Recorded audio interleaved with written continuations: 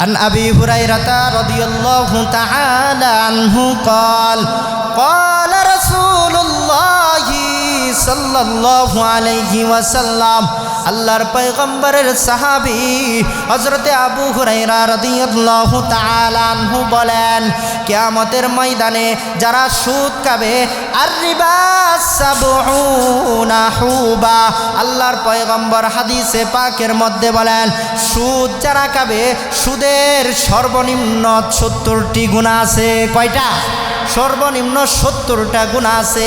আইসারুহা আইয়াঙ্কিহার রাজুলা উম্মা, তার মধ্যে সর্বনিম্ন শাস্তি, সর্বনিম্ন গুনাহ হচ্ছে আপন মায়ের সাথে জিনা করা। জোরে জোরে নাউজুবিল্লাহ। আল্লাহর পয়গম্বরের সাহাবী হযরত আবু হুরায়রা রাদিয়াল্লাহু তাআলা আনহু বলেন, আল্লাহর নবী ইরশাদ করেন, মেরাজের রজনীতে আল্লাহর পয়গম্বরকে এমন এক কওমের লোকদের পাশ দিয়ে আল্লাহর পয়গম্বরকে নিয়ে যাওয়া হয়, যে সমস্ত লোকদের বুতুনুহুম কালবুয়ুত, আল্লাহর পয়গম্বর জানিয়ে দেন যেই কওমের লোকদের পেটগুলা চেনো এমন বিশাল বড় বড় ভারীর মতো বিশাল বড় বড়, একটা বাড়ি কি ছোট হয় না, অনেক বড় হয়। যেমন বড় হয় এমন বিশাল বড় বড় বাড়িগুলা, এমন বিশাল বাড়ির মতো বড় বড় পেটওয়ালা লোকদের পাশ দিয়ে মেরাজের রজনীতে আল্লাহর পয়গম্বরকে যখন নিয়ে যাওয়া হয়, আল্লাহর পয়গম্বর দেখেন কালবুয়ুতি ফিহা আল হাইয়াত, সেই বড় বড় পেটওয়ালা ব্যক্তিদের পেটের ভিতরের মধ্যে দেখেন সাপ দেখা যায়। কি দেখা যায়? সাপ দেখা যায়। আল্লাহর পয়গম্বর বলেন, তুরা মিন খারিজি বুতুনিহিম ফাকুলতু মান হাউলা ইয়া জিবরাইল, যে পেটের সাপগুলা বাহির থেকে দেখা যাইতেছে, সুদকুরের পেটটা এমন বড় হবে, একটা বিশাল ঘরের মতো বড় হবে, যে পেটের ভিতরে সাপগুলা লড়ালড়ি এদিক সেদিক ঘুরতে থাকবে। আল্লাহর পয়গম্বর বলেন, যেই পেটের ভিতরে সাপগুলা যে দৌড়াইতেছে, তুরা মিন খারিজি বুতুনিহিম, আমি সেই সাপগুলা বাহির থেকে দেখতেছি, পেটের ভিতরে যে সাপগুলা দৌড়তেছে। ফাকুলতু মান হাউলা ইয়া জিবরাইল, আল্লাহর পয়গম্বর বলেন, আমি জিবরাইল আমিনকে বললাম, ওগো জিবরাইল, এরা এই সমস্ত লোক কারা, এই সমস্ত ব্যক্তিরা কারা যাদের পেটগুলা হবে বাড়ির মতো বিশাল বড় বড় এবং তার পেটের মধ্যে থাকে বিশাল বড় বড় সাপ, এই সমস্ত ব্যক্তি কারা? ক্বালা হাউলা ইয়াকালাতুর রিবা, জিবরাইল আমিন আল্লাহর পয়গম্বরকে জানিয়ে দেন, এরা হলো সুদখোর। যারা সুদ খায় তাদের পেটগুলা ঘরের মতো বিশাল বড় হবে, তাদের পেটের ভিতরে থাকবে বড় বড় সাপ দৌড়াদৌড়ি করবে। এই জন্য সুদ খাওয়া থেকে বিরত থাকার তৌফিক আল্লাহ তাআলা আমাদের সকলকে দান করুন। সকল বলুন আমিন। ইয়া আইয়ুহাল্লাযীনা আমানুত্তাকুল্লাহা ওয়া যারু মা বাকিয়া মিনার রিবা ইন কুনতুম মুমিনিন।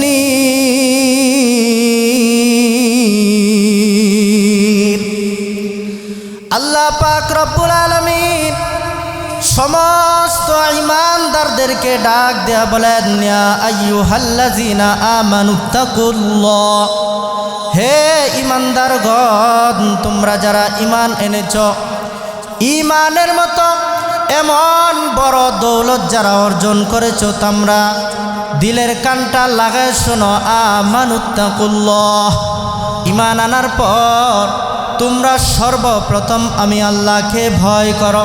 কাকে ভয় করো? আল্লাহকে ভয় করো। ওয়াজারু মা বাকিয়া মিনার রিবা ইন কুনতুম মুমিনিন, এবং তোমাদের লভ্যাংশ, সুদের যে লভ্যাংশ আছে সেটাকে তোমরা ছেড়ে দাও। ইন কুনতুম মুমিনিন, যদি তোমরা ঈমানদার হও, যদি তোমরা মুমিন হও। এই আয়াত থেকে আল্লাহ তাআলা আপনাকে আমাকে এই বিষয়টা জানাইতেছেন, হেরে মুমিনের দল, ওরে ঈমানদাররা, তোমরা যারা ঈমান এনেছ, ঈমানের মতো এমন বড় দৌলত অর্জন করেছ, আমানুত্তাকুল্লাহ, আমি আল্লাহ আল্লাহকে ভয় করো। আমি আল্লাহর ভয় কিসের মধ্যে আছে? আল্লাহ তাআলা জানিয়ে দেন, ওয়াজারু মা বাকিয়া মিনার রিবা, তোমরা যে সুদ খাও, সুদের মধ্যে যে লভ্যাংশ আছে সেই সুদ খাওয়া তোমরা ছেড়ে দাও। ইন কুনতুম মুমিনিন, যদি তোমরা ঈমানদার হও, যদি তোমরা মুমিন হও। আমার এই আয়াত বুঝে থাকলে আপনাদের কাছে স্পষ্ট হয়েছে আমরা মুমিন মুসলমান, তাই না? তাহলে এই আয়াতের মধ্যে আল্লাহ তাআলা দুইটা নির্দেশ দিয়েছেন। এক নম্বর, আল্লাহকে ভয় করো। দ্বিতীয়, ওয়াজারু মা বাকিয়া মিনার রিবা, অর্থাৎ সুদের কারবার যদি তোমরা করে থাকো তাহলে সেটা তোমরা কি করো? ছেড়ে দাও। ইন কুনতুম মুমিনিন, যদি তোমরা ঈমানদার হও।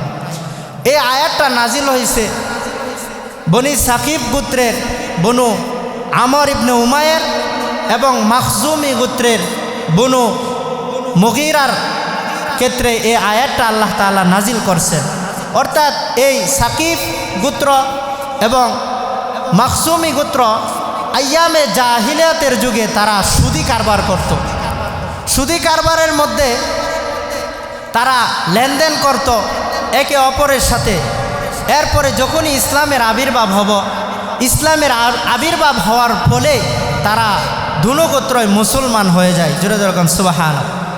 মুসলমান হওয়ার পরে তাদের ভিতরে যখন ঈমান চলে আসে, ঈমান আসার পরে তখন মুসলমান হওয়ার পরে সাকিব গোত্র মাখজুমি গোত্রের কাছে বকেয়া সুদের কথা বলল যে, ও মাখজুমি গোত্র, আমাদের যে বকেয়া সুদ আছে সেটা তোমরা পরিশোধ করো। মাখজুমি গোত্র তারা নিজেদের মধ্যে পরামর্শ করে সাকিব গোত্রকে এই কথা জানিয়ে দেন, ও আমার সাকিব গোত্রের ভাইরা রে, আমরা মুসলমান, আমরা ঈমান এনেছি। ঈমানের মতো এমন বড় দৌলত আল্লাহ আমাদেরকে অর্জন করার তৌফিক দিয়েছেন। জোরে জোরে কোন আলহামদুলিল্লাহ। ঈমান আনার পর মাখজুমি গোত্র সাকিব গোত্রকে বলে, ওরে ভাই, আল্লাহ তো আয়াত নাজিল করে জানিয়ে দিছেন, তোমরা যদি ঈমানদার হও, তোমরা যদি মুমিন হও, তাহলে তোমরা সুদ খাওয়া ছেড়ে দাও। অতএব আজকে থেকে আমরা মুসলমান, আমরা সুদ খাইতে পারি না, ঘুষ খাইতে পারি না, আমরা আপোষে তোমাদের সাথে সমর্পণ করলাম। আজ থেকে আর কোনো আমাদের মাঝে সুদি লেনদেন হবে না। তখন তারা এই দুই গোত্র সুদ খাওয়া ছেড়ে দেয়। এই কথাটা আল্লাহর নবীর কাছে গিয়ে পৌঁছায়। তখনকার একজন নায়েব ছিল আত্তাব ইবনে আসিদ, তিনি আল্লাহর নবীর কাছে চিঠির মাধ্যমে এই কথার ফয়সালা যখন আল্লাহর নবীর কাছে পৌঁছালেন, তখনই আল্লাহ তাআলা এই আয়াত নাজিল করে জানিয়ে দেন, ইয়া আইয়ুহাল্লাযীনা আমানুত্তাকুল্লাহ ওয়াজারু মা বাকিয়া মিনার রিবা ইন কুনতুম মুমিনিন। আল্লাহ পাক রব্বুল আলামিন বলেন, ও ঈমানদাররা, আমানুত্তাকুল্লাহ, আল্লাহকে ভয় করো, ওয়াজারু মা বাকিয়া মিনার রিবা, এবং সুদি কারবারগুলা তোমরা ছেড়ে দাও। ইন কুনতুম মুমিনিন, যদি তোমরা মুমিন হও। বুঝে থাকলে বলুন এই আয়াত থেকে আপনি আমি কি মুসলমান ঈমানদার কিনা? যদি মুসলমান ঈমানদার হয়, আল্লাহ তাআলা সূরাতুল বাকারার 278 নম্বর আয়াতের মধ্যে জানিয়ে দিতেছেন, ওরে ঈমানদার, তোমরা সুদি কারবার ছেড়ে দাও। আজকের এই মাহফিল থেকে আয়াতের আলোচনা শোনার পর থেকে আমি অত্র এলাকার সকল যুবক ভাইদেরকে বলবো, আমরা যারা এই কাজের সাথে জড়িত আছি, সুদি লেনদেনের সাথে জড়িত আছি, আমরা সুদ আজকে থেকে তরক করব। সকলে বলুন আমিন। আল্লাহ আমাদেরকে এই সুদি কারবার ছাড়ার তৌফিক দান করুন। সকলে বলুন আমিন। এখন আমি আপনাদের সম্মুখে কোরআন এবং হাদিস থেকে সুদের 16টা ভয়াবহতা বলবো। কয়টা ভয়াবহতা? সুদের 16টা ভয়াবহতা বলবো, যে ভয়াবহতা শুনলে আপনার চোখের পানি ধরে রাখতে পারবেন না। এক নম্বর, আল্লাহ তাআলা সূরাতুল বাকারার 279 নম্বর আয়াতের মধ্যে জানিয়ে দিতেছেন, فَإِن لَّمْ تَفْعَلُوا فَأْذَنُوا بِحَرْبٍ مِّنَ اللَّهِ وَرَسُولِهِ। আল্লাহ তাআলা সুদে 16টা ভয়াবহতা আমি আপনাদের মধ্যে বলবো। এক নম্বর ভয়াবহতা হলো, যে ব্যক্তি সুদ খায় সে কেমন জানি আল্লাহ এবং আল্লাহর রাসূলের বিরুদ্ধে যুদ্ধের ঘোষণা করলো। জোরে জোরে কোন নাউজুবিল্লাহ। আর আমরা ইমানদার মুসলমান, আমরা কখনো আল্লাহ এবং তার রাসূলের সঙ্গে যুদ্ধের ঘোষণা করতে পারি না। এই দুঃসাহস আমাদের কারো ভিতরে নেই। এই কথাই আল্লাহ তাআলা সুদ আল্লাহর রাসূলের বিরুদ্ধে যে যুদ্ধের ঘোষণা, এটার 1 নম্বর ভয়াবহতার দলিল হলো সূরাতুল বাকারার 279 নম্বর আয়াতে আল্লাহ তাআলা বলেন, فَإِن لَّمْ تَفْعَلُوا فَأْذَنُوا بِحَرْبٍ مِّنَ اللَّهِ وَرَسُولِهِ। আল্লাহ তাআলা বলেন, ও দুনিয়ার মানুষেরা রে, তোমরা দিলের কানটা লাগায়া ভালো করে শুনিয়া লও। فَإِن لَّمْ تَفْعَلُوا فَأْذَنُوا بِحَرْبٍ مِّنَ اللَّهِ وَرَسُولِهِ। আমি আল্লাহ তোমাদেরকে আদেশ দিয়েছি, তোমরা সুদ খাও না, তোমরা ঘুষ খাও না, তোমরা হারাম ভক্ষণ করো না। আমি আল্লাহ নির্দেশ দিছি। এই নির্দেশ কার? আল্লাহ পাকের নির্দেশ।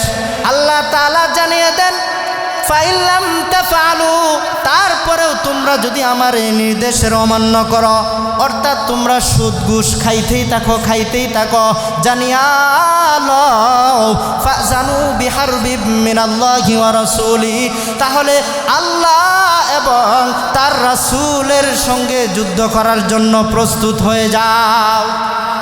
1 নম্বর সুদের ভয়াবহতা কি? যারা সুদ খাবে কাল কিয়ামতের ময়দানে আল্লাহ তাআলা ঘোষণা করতেছেন যে তারা যেন আল্লাহর রাসূলের সঙ্গে আল্লাহর রাসূলের বিরুদ্ধে যুদ্ধের ঘোষণা দেয়। আর এটা কি আমাদের দ্বারা সম্ভব? 2 নম্বর ভয়াবহতা, আসুন সূরাতুল বাকারার 275 নম্বর আয়াতে আল্লাহ তাআলা বলেন, 2 নম্বর ভয়াবহতা হলো যারা সুদ খায়, সুদখোরদেরকে কাল কিয়ামতের ময়দানে পাগল অবস্থায় উত্তোলন করা হবে। জোরে জোরে কোন নাউজুবিল্লাহ। পাগল অবস্থায় উত্তোলন করা হবে। আল্লাহ তাআলা সূরাতুল বাকারার 275 নম্বর আয়াতের মধ্যে জানিয়ে দেন, আল্লাযীনা ইয়াকুলুনার রিবা লা ইয়াকুমুনা ইল্লা কামা ইয়াকুমুল্লাযী ইয়াতাখাব্বাতুহুশ শাইতানু মিনাল মাস। আল্লাহ পাক রব্বুল আলামিন বলেন, আল্লাযীনা ইয়াকুলুনার রিবা, যারা সুদ খায়, আল্লাযীনা ইয়াকুলুনার রিবা লা ইয়াকুমুনা ইল্লা কামা ইয়াকুমুল্লাযী ইয়াতাখাব্বাতুহুশ শাইতানু মিনাল মাস। আল্লাহ পাক রব্বুল আলামিন এই আয়াতের মধ্যে জানিয়ে দেন, যারা সুদ খাবে কাল কিয়ামতের ময়দানে আল্লাহ তাআলা সুদখোরদেরকে কিয়ামতের মাঠ থেকে এমনভাবে তুলবে, কেমন যেন শয়তান তাদেরকে দুমড়ে মুচড়ে হিচড়ে, শয়তান স্পর্শ করে তাদেরকে শেষ করে ফেলেছে, এমন অবস্থায় পাগল হয়ে কিয়ামতের ময়দানে উঠবে। 2 নম্বর ভয়াবহতা, যারা সুদ খাবে আল্লাহ তাআলা তাদেরকে কি অবস্থায় তুলবেন? পাগল অবস্থায় তুলবেন। 3 নম্বর, আসুন যারা সুদ খাবে কিয়ামতের ময়দানে তাকে অস্ত্র ধরিয়ে বলা হবে যে তুমি আজকে অস্ত্র নাও, নিয়ে আল্লাহর রাসূলের বিরুদ্ধে যুদ্ধ করো, দেখি কি পরিমাণ পারো। এটা কি আপনার আমার দ্বারা সম্ভব না। উমদাতুত তাফসির হাদিসের একটা কিতাব আছে, এই কিতাবের 1 নম্বর খণ্ডের 330 নম্বর পৃষ্ঠার মধ্যে আব্দুল্লাহ ইবনে আব্বাস থেকে হাদিস রাওয়ায়াত, তিনি বলেন, আন আব্দুল্লাহ ইবনে আব্বাস রাদিয়াল্লাহু তাআলা আনহু ইকালু ইয়াউমাল কিয়ামাতি লিআকিলির রিবা, কিয়ামতের ময়দানে সুদখোরদেরকে বলা হবে খুসিলাহাকা লিল হারব, খুসিলাহাকা লিল হারব, আজকে তুমি যুদ্ধ করার জন্য তোমার অস্ত্র তুমি হাতে নাও। জোরে জোরে কোন নাউজুবিল্লাহ। তখন কি আপনার আমার এই দুঃসাহস আছে আল্লাহর রাসূলের বিরুদ্ধে অস্ত্র নিয়ে যুদ্ধ করা? এই জন্য 3 নম্বর ভয়াবহতা হলো যারা সুদ খাবে, আল্লাহর নবী আমার জানিয়ে দেন তাদেরকে কিয়ামতের ময়দানে শ্বাসরুদ্ধ করা অবস্থায় তোলা হবে। কি অবস্থায়? শ্বাসরুদ্ধ, পাগল শ্বাসরুদ্ধ, গলা চিপায়া তাদেরকে তোলা হবে। আ করতে করতে তারা কিয়ামতের মাঠ থেকে উঠবে। আব্দুল্লাহ ইবনে আব্বাস হাদিসের মধ্যে বলেন, আকিলুর রিবা ইবাসু ইয়াউমাল কিয়ামাতি মাজনুনান ইখনাক, আল্লাহর পয়গম্বরের সাহাবী হযরতে আব্দুল্লাহ ইবনে আব্বাস রাদিয়াল্লাহু তাআলা আনহু বলেন, কাল কিয়ামতের ময়দানে সুদখোরদেরকে বলা হবে, ও সুদখোর, ইয়াউমাল কিয়ামাতি মাজনুনান ইখনাক, সুদখোরকে পাগল এবং শ্বাসরুদ্ধ করা অবস্থায় তোলা হবে। জোরে জোরে নাউজুবিল্লাহ। শ্বাসরুদ্ধ মানে বুঝছেন, গলা চেপে একজন মানুষকে যদি উপরের দিকে তোলা হয় তাহলে তার গলা আ করতে থাকবে না, এরকম শ্বাস বন্ধ করে তাকে উপরের দিকে তোলা হবে। এই জন্য আল্লাহ তাআলা এই সকল সুদি কারবার থেকে আমাদেরকে বিরত থাকার তৌফিক দান করুন, সকল বলুন আমিন। 4 নম্বর ভয়াবহতা হলো যারা সুদ খায়, সুদ খাওয়ার কারণে আল্লাহ তাআলা তাদের উপর হালাল যে রিজিক আছে সেই হালাল রিজিক চিনে নেয়। সুদি কারবার যারা করে তাদের পক্ষে, তাদের জন্য আল্লাহ তাআলা যেই হালাল রিজিক নির্ধারণ করে রাখছেন সেই হালাল রিজিকও আল্লাহ তাআলা কি করেন, চিনিয়ে নেন। সূরাতুন নিসার 160 নম্বর আয়াতে আল্লাহ তাআলা বলেন, ফাবিজুলমিম মিনাল্লাযিনা হাদু হাররামনা আলাইহিম তাইয়্যিবাতিন উহিল্লাত লাহুম ওয়া বিসাদ্দিহিম আন সাবিলিল্লাহি কাসীরা। আল্লাহ পাক রব্বুল আলামিন বলেন, যারা ইহুদি, আল্লাহ তাআলা ইহুদিদের জন্য কিছু হালাল খাদ্য নির্ধারণ করে রেখেছেন। ফাবিজুলমিম মিনাল্লাযিনা হাদু হাররামনা আলাইহিম তাইয়্যিবাতিন, কিন্তু আল্লাহ তাআলা তাদের কিছু কর্মের কারণে আল্লাহ তাদের উপর হালাল খাদ্যগুলো হারাম করে দিয়েছেন। ওয়াসাদ্দা আন সাবিলিল্লাহি কাসীরা, কারণ কি? কারণ তারা মানুষকে আল্লাহর রাস্তায় থেকে বিমুখ করে, তারা মানুষের উপর জুলুম করে, আল্লাহর রাস্তায় থেকে মানুষকে দূরে সরায় দেয়। এই কারণে আল্লাহ তাআলা তাদেরকে কি করছেন, হালাল রিজিকগুলো চিনে নিছেন। শুধু তাই নয়, আল্লাহ পাক পরের আয়াতের মধ্যে জানিয়ে দেন, ওয়া আখযিহিমুর রিবা, এবং তারা সুদ গ্রহণ করে, তারা সুদ খায়। ওয়াকাদ নুহু আনহু, তাদেরকে নিষেধ করার পরেও যারা সুদ গ্রহণ করবে, যাদেরকে আমি আল্লাহ বিধান দিছি তোমরা সুদ খাও না, তারপরেও সুদ খাবে, সুদ গ্রহণ করবে, আল্লাহ তাআলা বলেন কাল কিয়ামত, আল্লাহ তাআলা বলেন আমি তাদেরকে এই সুদি কারবার করার কারণে তাদের রিজিকে যে হালাল খাদ্য ছিল সেটাও আমি ছিনিয়ে নেব। এই জন্য যারা সুদ কারবার করবে, যারা সুদ খাবে, এই সুদে খাওয়ার কারণে আল্লাহ তাআলা আপনার আমার হালাল রিজিকটাও কি করে নেবেন, চিনিয়ে নেবেন। 5 নম্বর ভয়াবহতা হলো যে সমাজের মধ্যে সুদি কারবার হয়, এই সমাজের মধ্যে আল্লাহর আযাব নেমে আসে। জোরে জোরে করে নাউজুবিল্লাহ। আত-তারগীব এবং তারহিব একটা কিতাব আছে, হাদিসের কিতাব। এই কিতাবের 3 নম্বর খণ্ডের 69 নম্বর পৃষ্ঠায় আন আব্দুল্লাহ ইবনে আব্বাস থেকে হাদিস বর্ণিত। তিনি বলেন, আন আব্দুল্লাহ ইবনে আব্বাস রাদিয়াল্লাহু তাআলা আনহু قال قال رسول الله صلى الله عليه وسلم إذا ظهر الزنا والربا في قرية فقد أحلوا بأنفسهم عذاب الله। আল্লাহর পয়গম্বরের সাহাবী হযরতে আব্দুল্লাহ ইবনে আব্বাস রাদিয়াল্লাহু তাআলা আনহু থেকে বর্ণিত, আল্লাহর পয়গম্বর হাদিসের মধ্যে ইরশাদ করেন, ইজা যহরুজ জিনা ফি ক্বরিয়াতিন, যখন কোন সম্প্রদায়ের মধ্যে রিবা এবং ব্যভিচার এবং জিনা এবং সুদি কারবার যে সম্প্রদায়ের মধ্যে বেড়ে যাবে, ফাকাদ আহাল্লু বিআনফুসিহিম আযাবাল্লাহ, তাহলে সেই সম্প্রদায় আল্লাহর আযাবকে তারা ত্বরান্বিত করে, তারা নিজেদের উপর নিজেরাই আযাব ডেকে আনে। আল্লাহ আযাব দিতে বাধ্য না, কিন্তু সুদি কারবার করার কারণে আল্লাহ তাআলা ওই সম্প্রদায়ের উপর, ওই সমাজের উপর, ওই এলাকার উপর আল্লাহ তাআলা কি দেন, আযাব দিয়ে দেন। তাহলে 5 নম্বর সুদের ভয়াবহতা কি বুঝলাম, যে আল্লাহ তাআলা কি দেন, যারা সুদি কারবার করে তাদেরকে আযাব দিয়ে ধ্বংস করে দেন। 6 নম্বর, যে সমাজের মধ্যে সুদি কারবার হয় এই সমাজের মধ্যে দুর্ভিক্ষ নেমে আসে। জোরে জোরে করে নাউজুবিল্লাহ। এগুলো আমাদের হাতের খামায়। যারা সুদ খায়, এই সুদ খাওয়ার বদৌলতে আল্লাহ তাআলা ওই এলাকার মধ্যে দুর্ভিক্ষ নামায় দেয়। আন আমর ইবনুল আস থেকে হাদিস বর্ণিত। এই হাদিসের মধ্যে আসছে আল্লাহর নবী সাল্লাল্লাহু আলাইহি ওয়াসাল্লাম বলেন, মা মিন কওমিন ইযহারু ফীহিমুর রিবা ইল্লা উখিযু বিসসানা। আল্লাহর নবী বলেন, যেই সম্প্রদায়ের মধ্যে যেই সম্প্রদায়ের মধ্যে সুদি কারবার বেড়ে যাবে, সুদের প্রচার প্রসার লাভ করবে, সুদ বেড়ে যাবে, আল্লাহ তাআলা ওই সম্প্রদায়ের উপর দুর্ভিক্ষ নামিয়ে দিবে, দুর্ভিক্ষ দিবে। কৃষি ভাইরা আছেন, আপনারা সহজেই এই কথা বুঝবেন। প্রতি বছরে কৃষি সাজের ফলাফলগুলা কিন্তু সমান হয় না। অনেকেই বলেন, হুজুর এই বছরে মাশাআল্লাহ কৃষি কাজের মধ্যে অনেক উন্নত হয়েছে, প্রতি কাটাতে 10 মণ করে দান হয়েছে, প্রতি গাছের মধ্যে 10টি করে লাউ ধরছে। ও হুজুর, কিন্তু এর পরবর্তী বছর আমার একটা গাছের মধ্যে 2টা লাউ ধরে নাই। বুঝে নেবেন, আপনার আমার এই অপরাধের কারণে আল্লাহ তাআলা দুর্ভিক্ষ নামায় দিছে। এলাকার মধ্যে দুর্ভিক্ষ নামায় দেওয়ার ফলে আমাদের কৃষিকাজেও কি আসে না, উন্নতি আসে না, দুর্ভিক্ষ চলে আসে, মহামারী চলে আসে।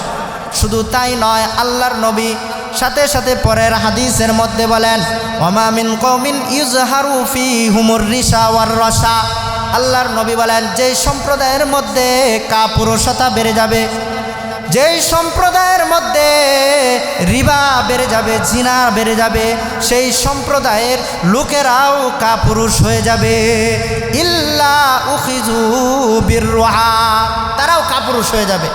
যে সমস্ত যুবকরা শক্তিশালী ছিল, তারাও একটা সময় কাপুরুষ হয়ে যাবে, তারা শক্তি সামর্থ্য পাবে না। শুধু কিসের কারণে? এই সুদ যে এলাকার মানুষে খাবে, সুদ যারা খাবে। তাহলে 6 নম্বর ভয়াবহতা কি বুঝলাম? সুদি কারবারের কারণে, সুদখোরের কারণে আল্লাহ তাআলা এলাকায় কি দেন? দুর্ভিক্ষ দেয়া দেন। 7 নম্বর, যারা সুদ খায়, সুদখোরদের পেটের মধ্যে বড় বড় সাপ হবে। কি হবে? সাপ হবে। ইবনে মাজাহ শরীফের 2273 নম্বর হাদিসের বর্ণনা।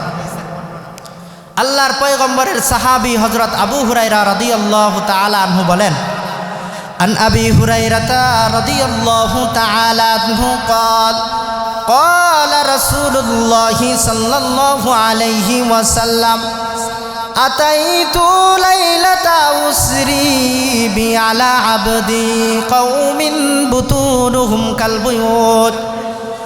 আল্লাহর পয়গম্বরের সাহাবী হযরত আবু হুরায়রা রাদিয়াল্লাহু তাআলা আনহু বলেন, আল্লাহর নবী ইরশাদ করেন, মেরাজের রজনীতে আল্লাহর পয়গম্বরকে এমন এক কওমের লোকদের পাশ দিয়ে আল্লাহর পয়গম্বরকে নিয়ে যাওয়া হয়, যে সমস্ত লোকদের বুতুনুহুম কালবুয়ুত। আল্লাহর পয়গম্বর জানিয়ে দেন, যেই কওমের লোকদের পেটগুলা ছিল এমন বিশাল বড় বড়, ভারীর মতো বিশাল বড় বড়।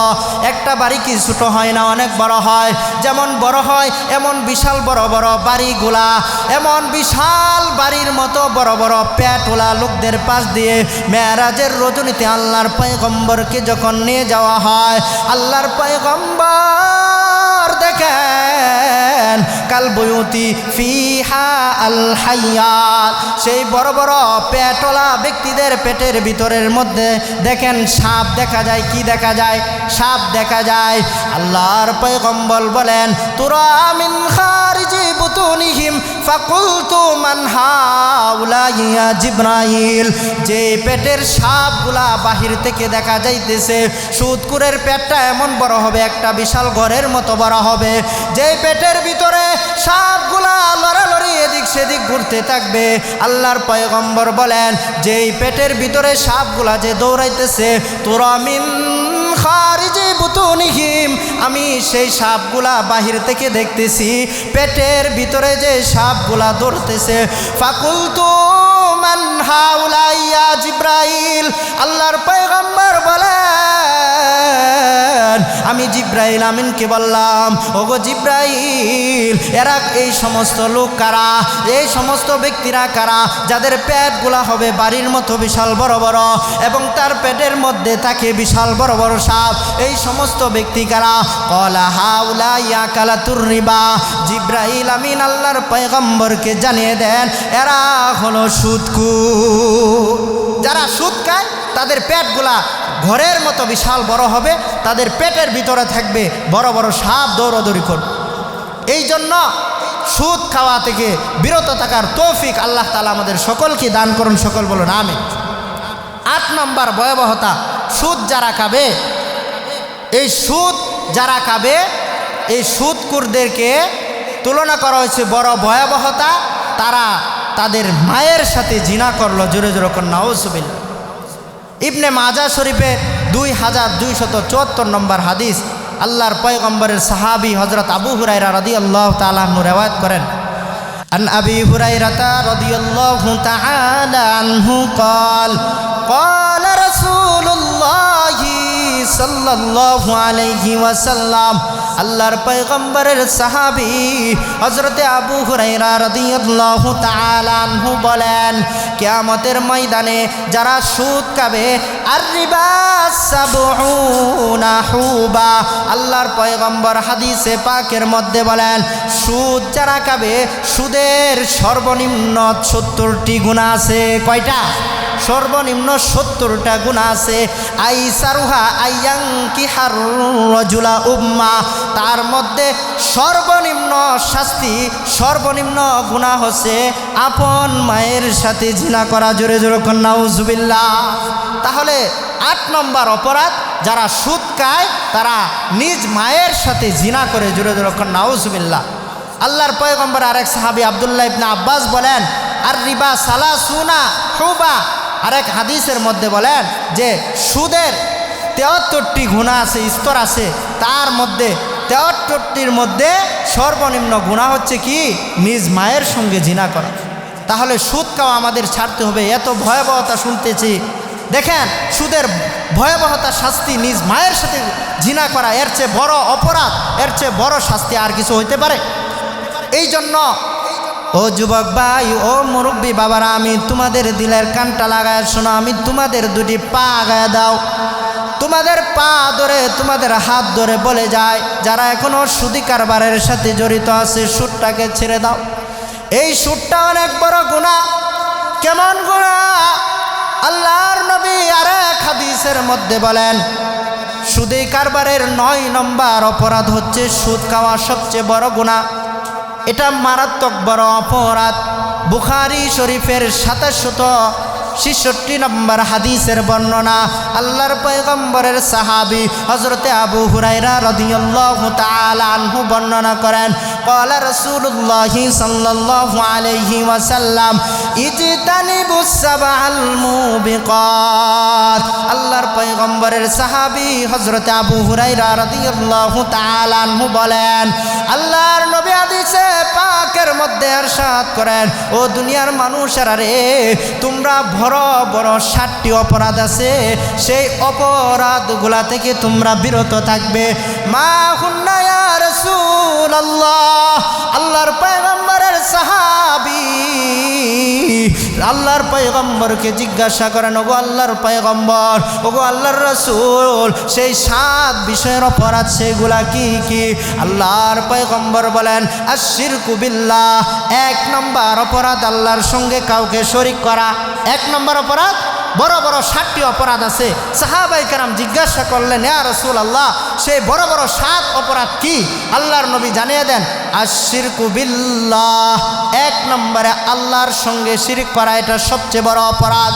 আল্লাহ তাআলা কুরআনুল কারীমের মধ্যে জানিয়ে দেন, লুকমানে হাকিম তার সন্তানকে উপদেশ দিয়ে বলেন, ইয়া বুনাইয়া লা তুশরিক বিল্লাহ ইন্নাশ শিরকা লাযুলমুন আযীম। হে বৎস, তুমি আল্লাহর সঙ্গে কাউকে শিরিক করো না, কারণ শিরিক করা এটা বড় অপরাধ। তাহলে বুঝতে পারলাম 1 নম্বর অপরাধ হচ্ছে আল্লাহর সঙ্গে শিরিক করা।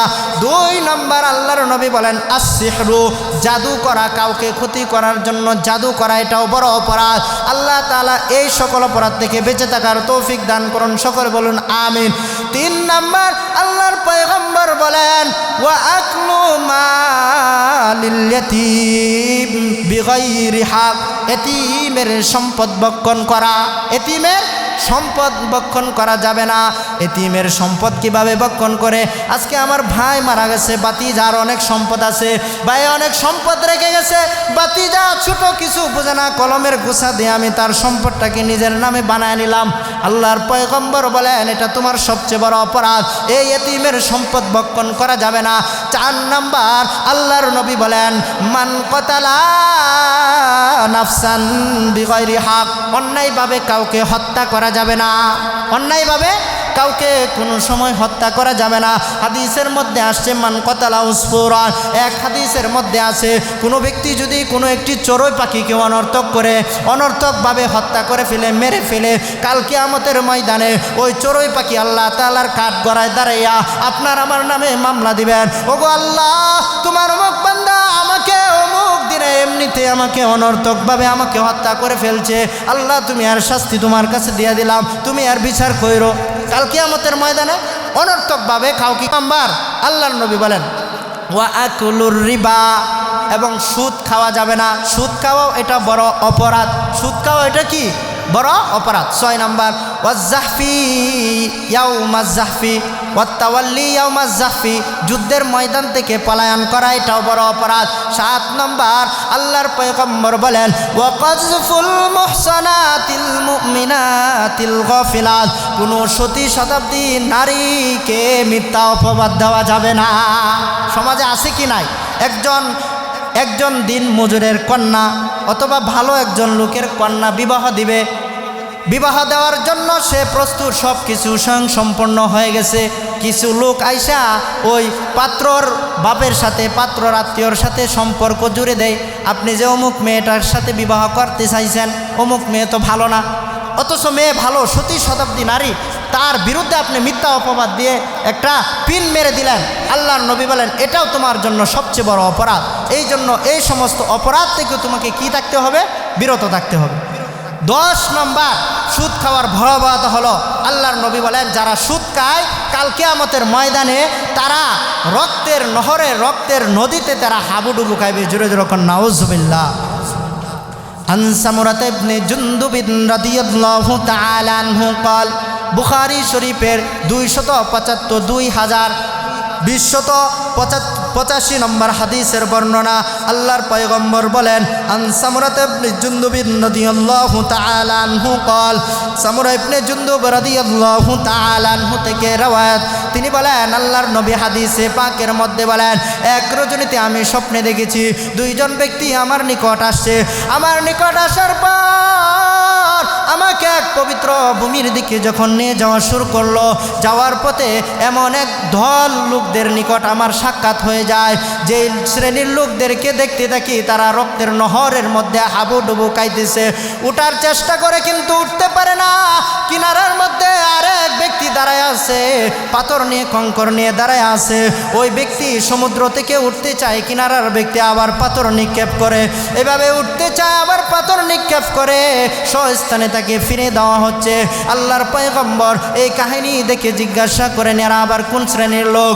নবীকে জানিয়ে দেওয়া হয় এরা হলো সমাজের ওই সমস্ত লোক যারা সুদখোর, যারা সুদ খাইতো, অন্যের হক মাইরা খাইতো, অন্যের কষ্ট করে উপার্জন করে রক্তকে ফানি বানাইয়া যেই সম্পদ অর্জন করত, এই সম্পদকে এরা লুটায় খাইতো। এরা লুটায় খাওয়ার কারণে আল্লাহ তাআলা কাল কিয়ামতের ময়দানে এই সুদখোরদেরকে দুনিয়াতে যেমনিভাবে তুমি অন্যের কষ্টের রক্তকে ফানি করে যে টাকা অর্জন করছিল, সেই টাকা তুমি সুদি হিসাবে তুমি খাইছ, আর কাল কিয়ামতের ময়দানে আল্লাহ তাআলা সুদখোরদেরকে এই রক্তের মাঝে তাদেরকে ডুবায় মারবে। এই জন্য 10 নম্বর ভয়াবহতা হলো সুদি কারবার ছেড়ে দেওয়া, না হয় কাল কিয়ামতের ময়দানে আল্লাহ তাআলা সুদখোরদেরকে রক্তের পানির মধ্যে ডুবায় মারবেন। 11 নম্বর যারা সুদ খায়, আল্লাহর নবী বলেন যারা সুদ খায়, যারা সুদ দেয় এবং যারা সুদি কারবারে সাহায্য করে, লিপিবদ্ধ করে রাখে, আল্লাহর নবী তাদের উপর কি করছেন? লানত করেছেন। কি করেছেন? লানত করেছেন। আন আলী রাদিয়াল্লাহু তাআলা আনহু قال, আলী রাদিয়াল্লাহু তাআলা আনহু থেকে বর্ণিত, তিনি বলেন আল্লাহর নবী সাল্লাল্লাহু আলাইহি ওয়াসাল্লাম লানা আকিলার রিবা ওয়া মুকিলাহু ওয়া কাতিবাহু ওয়া মানিআস সাদাকা ওয়া কানা ইয়ানহা আনিন নূহ। আল্লাহর পয়গম্বরের সাহাবী হযরতে আলী রাদিয়াল্লাহু তাআলা আনহু বলেন, আল্লাহর পয়গম্বর যারা সুদখোর তাদেরকে এবং যারা সুদদাতা তাদেরকে এবং যারা সুদ লিপিবদ্ধ করে রাখে তাদেরকে এবং যাকাত দানে যারা অস্বীকার করে তাদেরকে আল্লাহর নবী লানত করেছেন, অভিসম্পদ করেছেন, অভিশাপ দিয়েছেন। এই জন্য এই হাদিস থেকে একটা শিক্ষণীয় কি জানেন? এই হাদিস থেকে একটা শিক্ষণীয়, যারা সুদ খাবে, সুদ তো খাওয়াই যাবে না, সুদের কারবারে কাউকে সহযোগিতাও করা যাবে না। 2 নম্বর শিক্ষণীয়, ওয়াকানা ইয়ানহা আনিন নূহ, এবং বিলাপ করে কান্নাকাটিও করা যাবে না। 12 নম্বর ভয়াবহতা হলো, এই সুদ যারা খাবে 36 বার বেবিচার করার চেয়েও 1 দিরহাম সুদ খাওয়া আল্লাহর কাছে এটা সবচেয়ে বড় অপরাধ। আল্লাহর পয়গম্বর হাদিসের মধ্যে জানিয়ে দেন, আল্লাহর নবী হাদিসের মধ্যে বলেন, যেই ব্যক্তি দিরহামু রিবান ইয়াকুলুহুর রাজুলু ওয়া হুয়া ইয়ালামু আশাদ্দু মিন 36 জিনা। আল্লাহর পয়গম্বর বলেন, যেই ব্যক্তি জেনে শুনে 1 দিরহাম সুদ খাবে, যেই ব্যক্তি জেনে শুনে 1 দিরহাম সুদ খাবে 36 বার জিনা করার চেয়েও বড় অপরাধ। 1 দিরহাম সুদ খাওয়া 36 বার জিনা করার চেয়েও এটা কি বড় অপরাধ। 1 দিরহাম। আল্লাহর নবী আরেক হাদিসের মধ্যে বলেন, মানিস্তারা সাউবান বিআশারাতি দারাহিমা ওয়া ফীহি দিরহামুন হারামুন লাম ইয়াকবালিল্লাহু লাহু সালাতান মা দামা আলাইহি। নবী আমার জানিয়ে দেন, যেই ব্যক্তি 1 দিরহাম দিয়ে এমন একটি কাপড় ক্রয় করবে, যেই ব্যক্তি একটি কাপড় ক্রয় করবে, ওয়া ফীহি দিরহামুন হারামুন, এবং তার মধ্যে এমন একটি দিরহাম থাকবে যেটা তার হারাম, যেটা তার জন্য হালাল না, হারাম যদি একটি দিরহাম মিশে যায় হালাল দিরহামের সাথে, আল্লাহর নবী জানিয়ে দেন, এই দিরহাম দিয়ে যে কাপড় সে ক্রয় করবে, এই কাপড় দ্বারা যদি সে কোনো ইবাদত করে, এই ইবাদত আল্লাহর দরবারে কবুল হবে না।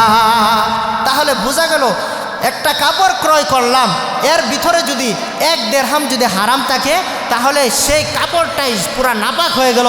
সেই কাপড় দ্বারা আমি যত ইবাদত করব, সেই ইবাদত আল্লাহর দরবারে কি হবে না?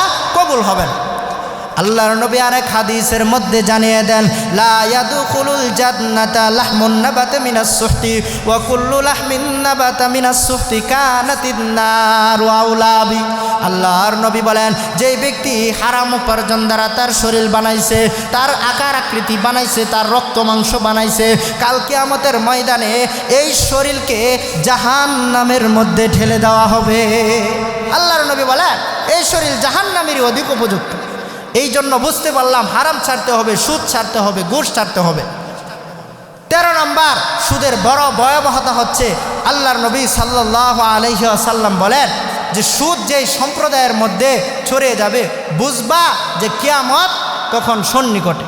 সুদ যে সম্প্রদায়ের মধ্যে ছড়িয়ে যাবে, কিয়ামত তখন কি অতি সন্নিকটে।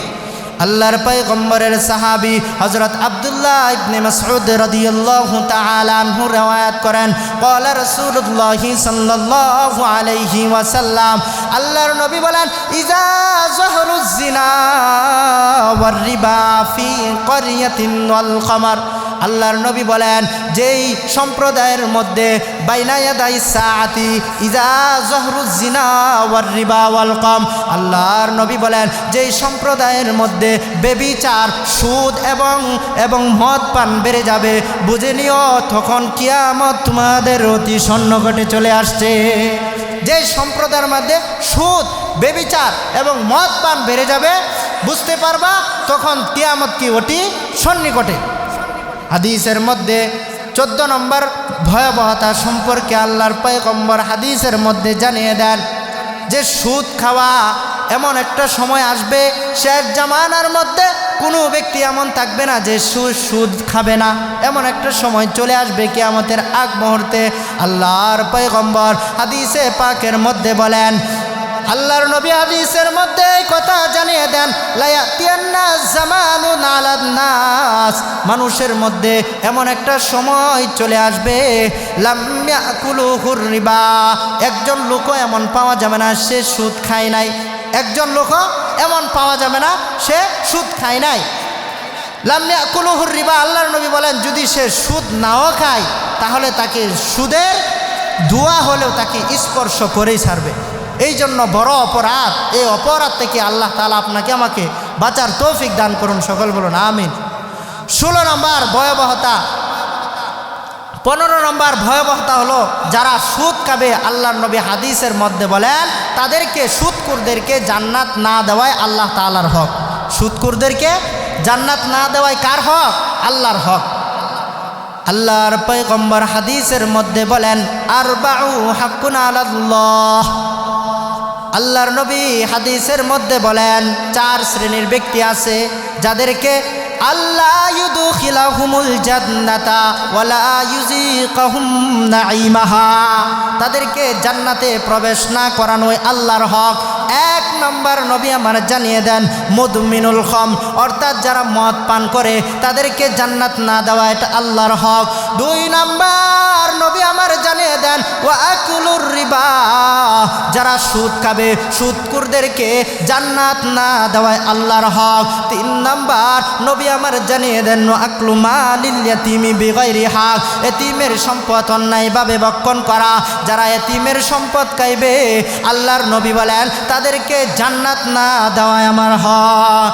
4 নম্বর আল্লাহর পয়গম্বর হাদিসের মধ্যে বলে দেন ওয়াল হাকু লিওয়ালিদাইহি, ও সন্তানরা দিলের কানটা লাগায় শোনো, যেই সন্তানরা পিতা মাতার অবাধ্য হবে, যেই সন্তান পিতা মাতার অনুগত হবে না, পিতা মাতার অবাধ্য সন্তানকে জাহান্নামে দেওয়া এটা আল্লাহর হক। অর্থাৎ আল্লাহ এই 4 শ্রেণীর ব্যক্তিদেরকে কি দিবে না? জান্নাত দিবেন না। 16 নম্বর ভয়াবহতা, যারা সুদ খাবে, সুদ এটা কোনো না কোনো এক সময় বিলীন হয়ে যাবে, সুদ এটা থাকবে না, টিকে থাকবে না।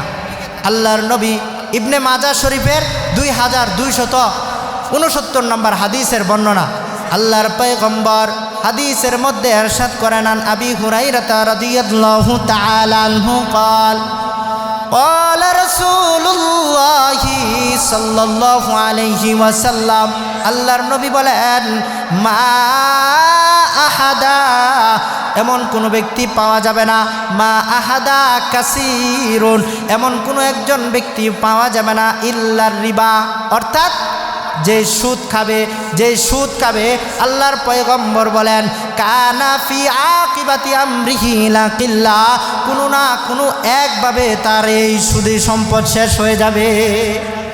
মা আহাদুন কাসিরা, তোমাদের মধ্যে এমন কাউকে পাওয়া যাবে না যে সুদী টাকা সে রাখতে পারবে, ইল্লা কানা আকিবাতু আমরিহি লাকিল্লা, আল্লাহর নবী বলেন কোনো না কোনো একভাবে এই সুদী সম্পদ কি হয়ে যাবে?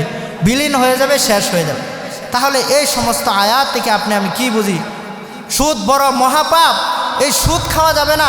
আল্লাহ তাআলা আমাদেরকে সুদী কারবার থেকে হেফাজত থাকার তৌফিক দান করুন, সকল বলেন আমিন।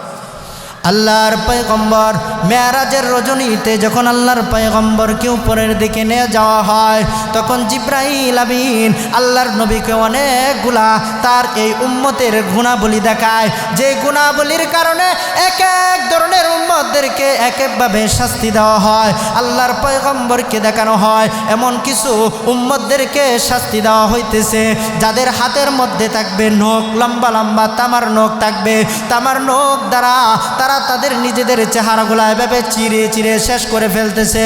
আল্লাহর পয়গম্বরকে দেখানো হয় এই সমস্ত লোক কারা, নবীকে আমার জানিয়ে দেওয়া হয় এরা হলো দুনিয়ার ওই সমস্ত লোক যারা গীবত করত, মানুষের পরনিন্দা করত, যারা মানুষের পরনিন্দা করত, গীবত করত, হিংসা করত। কাল কিয়ামতের ময়দানে ওই গীবতকারীদের নখগুলা তামার বানাইয়া আল্লাহ তাআলা আযাবের ফেরেশতাদেরকে নির্দেশ দিবেন, ও আমার ফেরেশতারা যাও আমার আমার যে এই সমস্ত গুনাহগার বান্দা আছে তাদেরকে তাদের শাস্তি প্রমাণ করে দাও, তাদেরকে তাদের শাস্তির মধ্যে প্রয়োগ করে দাও, তখন তাদের শাস্তি শুরু হয়ে যাবে। এই জন্য গীবত করা যাবে না, পরনিন্দা করা যাবে না। আল্লাহর পয়গম্বরকে আরেক শ্রেণীর লোকদেরকে দেখানো হয়, আল্লাহর নবী যখন যাওয়া শুরু করেন তখন আল্লাহর পয়গম্বরকে দেখানো হয় এক ধরনের লোকদেরকে, তাদেরকে এমনভাবে শাস্তি দেওয়া হচ্ছে, তাদের লজ্জাস্থানগুলাকে আগুনের মধ্যে ফুঁড়ে ফেলানো হচ্ছে। নবী এই কাহিনী দেখে জিব্রাইল আমিনকে জিজ্ঞাসা করেন, ওগো জিব্রাইল, এই সমস্ত ব্যক্তি কারা যাদেরকে তাদের লজ্জাস্থানের মধ্যে গরম আগুন লাগে শাস্তি দেওয়া হচ্ছে? আল্লাহর পয়গম্বরকে জানিয়ে দেওয়া হয় এরা হলো দুনিয়ার ওই সমস্ত লোক যারা বেবিচার করত, যারা জিনা করত, তাদেরকে এভাবে শাস্তি দেওয়া হয়।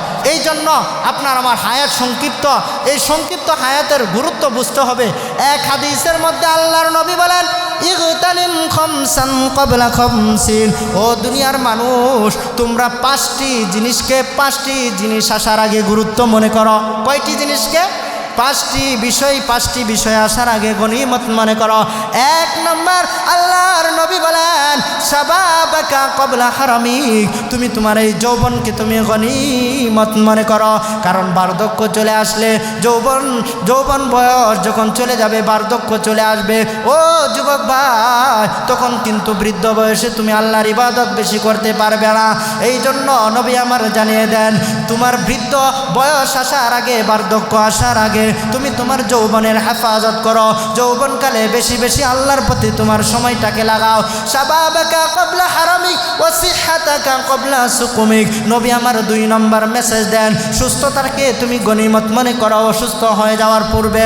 মানুষ যখন অসুস্থ হয়ে যায় তখন কিন্তু মানুষের কোনো হুঁশ থাকে না, ইবাদত বন্দিগি সে করতে পারে না, মন মানসিকতা ভালো থাকে না। এই জন্য নবী আমার জানিয়ে দেন, ওরে মানুষ, আল্লাহ তোমাকে একটা জীবন দিয়েছে, এমন একটা সুন্দর আকৃতি দিয়েছে। ইয়া আইয়ুহাল ইনসান মা গররাকা বিরব্বিকাল কারীম, ওরে মানুষ, এত সুন্দর করে তোমাকে আমি বানাইলাম, এত সুন্দর আকৃতি আমি আল্লাহ তোমাকে দান করলাম। সব জায়গায় সঠিক মতো তোমাকে দিয়েছি, খাওয়ার জায়গায় তোমাকে আমি সঠিকভাবে দিয়েছি, মুখের জায়গায় মুখগুলো আমি সঠিকভাবে দিছি, কানের জায়গায় কান দিছি, নাকের জায়গায় নাক দিছি, চোখের জায়গায় চোখ দিছি, পায়ের জায়গায় পা দিছি, হাতের জায়গায় হাত দিছি। তোমার যে অঙ্গটা যেখানে রাখা দরকার আমি আল্লাহ তোমার সেই অঙ্গটা সেখানে দিয়ে আমি আল্লাহ তোমাকে সৃষ্টি করছি। মা গররাকা বিরব্বিকাল কারীম, ও দুনিয়ার মানুষ, আজকে তুমি আমাকে বলো, তোমাকে কোন কাজ তোমাকে আমার রাস্তা হতে বিরত থাকতে বলছে? এই জন্য আল্লাহর দেওয়া সম্পদ পাইয়া, আল্লাহর দেওয়া জীবন পাইয়া, আল্লাহর দেওয়া হায়াত পাইয়া আল্লাহর নাফরমানি করা যাবে না। 3 নম্বর মেসেজ আল্লাহর নবী বলেন, ওয়াসিহাতাকা ক্বাবলা সুকুমিক ওয়া গিনাকা ক্বাবলা ফাকরিক। আল্লাহর পয়গম্বর হাদিসের মধ্যে জানিয়ে দেন, দরিদ্র আসার আগে আপনার আমার ধন সম্পদকে গনিমত মনে করা। আল্লাহ পাক যাকে যেই সমস্ত ধন সম্পদ দিয়েছেন, যতটুকু সম্পদ দিয়েছেন, এই সম্পদকে গনিমত মনে করা। কারণ দরিদ্র আসার আগে এই সম্পদকে আপনার আমার গনিমত মনে করতে হবে।